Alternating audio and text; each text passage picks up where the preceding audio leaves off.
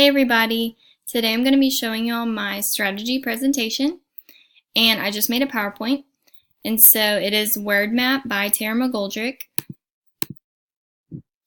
Overview, so strategy name is Word Map, strategy area is vocabulary. The content area I used for this presentation is science, and the example that I'm going to show y'all is based off of science. But of course, the strategy can be used in all the content areas because it is based off of vocabulary, and there's vocabulary terms in all the content areas that students would benefit doing a vocabulary word map over. And then the source for the strategy is readingrockets.org. So for steps, the teacher will hand out the word map template to the class or model for the students how to draw their own. So the students could easily get their own sheet of paper out and fold it into 4 sections and then trace the lines of the crease and write the vocabulary word in the middle. But the teacher could just hand out the word map template. And then the teacher will explain each of the sections on the word map. So there is a section for the students to write the definition of the vocabulary word in their own words.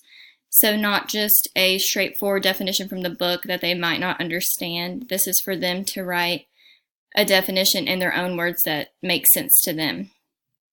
And then synonyms, so they'll write any similar words pertaining to the vocabulary word.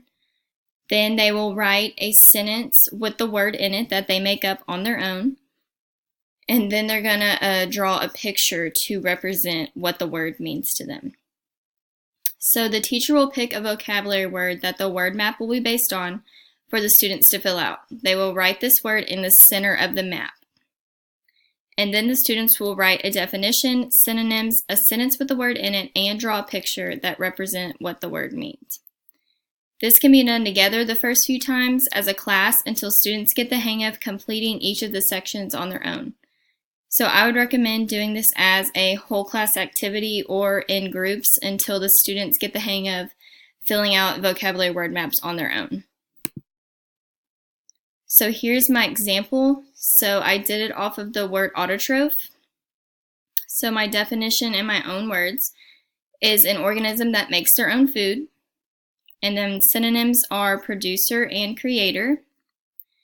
And then my sentence is an autotroph represents a producer in the food chain.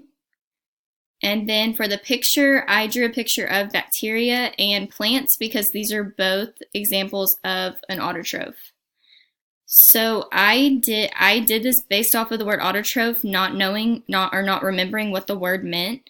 So this vocabulary word map actually helped me learn what this word meant again because I had totally forgot.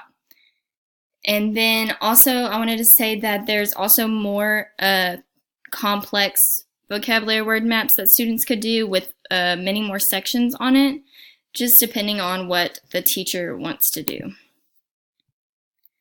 And so strengths of the word map. So I wrote, this strategy allows students to go in depth and learn more about certain vocabulary words. It makes them think a little harder about what a word truly means, since they have to draw a picture, write a sentence, and provide synonyms for the word, rather than only looking up the definition. So of course, them just having to flip through their glossary in the back of the textbook and writing down the meaning of it straight from the book, they're not making any connections with the word.